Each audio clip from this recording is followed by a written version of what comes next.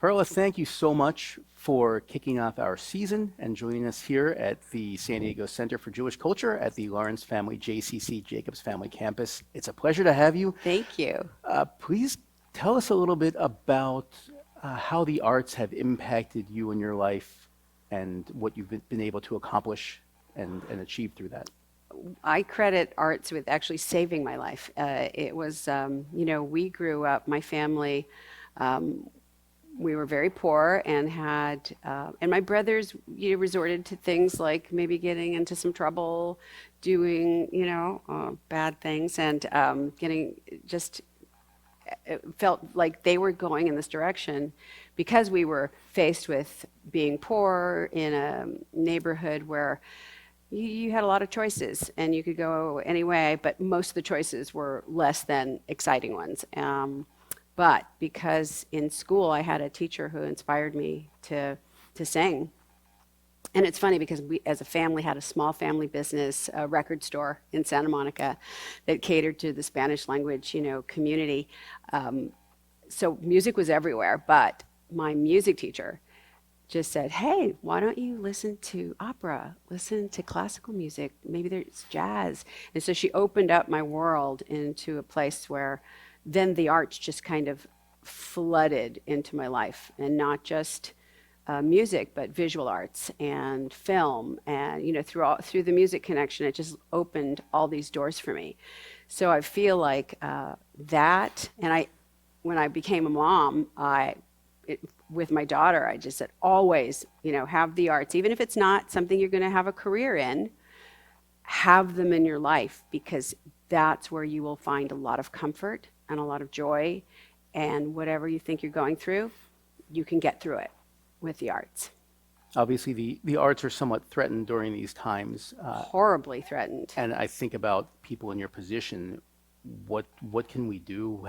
Well, you're doing it. You invited us here today, and everyone at this moment in time has had to recreate how they do things. I did a concert 2 days ago at UCLA with no audience, and yet they pulled it together to get a crew in to shoot it and then broadcast it later. And that is what's saving us. So the fact that we could come here today and do this show, people are thinking on their feet.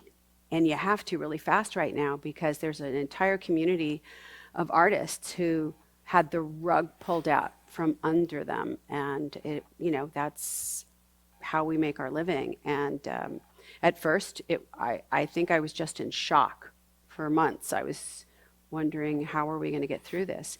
And then the community started pulling together their resources and figuring out that we had to find a different way to do it for the time being, which may be a long time being.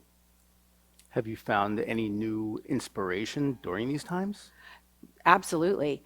The Met was my first inspiration. The fact that they offered all of the operas free to the community, immediately they did that.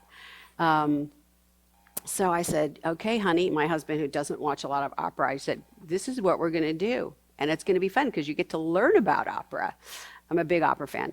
So it was like doing that, watching a little Shakespeare, theater online has been wonderful. Hamilton being available. I couldn't afford a ticket to Hamilton to see it. And having that available to us was like the next best thing. So yeah, the arts have been getting us through this time. And during these times, the new delivery methods of the arts, do you think, even in a post-pandemic situation, a lot of this stays? Will this? Oh, I hope so. And the reason I hope so is that it's accessible to everybody. And what you're doing, what the Met did, what UCLA did, is they're offering it free to the public. And you have to pay everybody. You have to figure out how to do it. But offering it free to the public, to me, is like the greatest thing, because that means, a poor little girl like I was could watch these beautiful things that could expand her mind and make her see that there's a world outside of the world that she lives in. Do you think about that same girl in your position right now? Absolutely, every day. And my daughter is now 26, and she's getting her double master's at UCLA, just finishing up this work. And that's all she wants to try and figure out is how to make everything that's accessible to people with means to everyone. It's, equalized. Let's just make it equal for everyone. So not just rich people can go to the opera, or not just rich people can see Broadway shows, but that everyone can participate.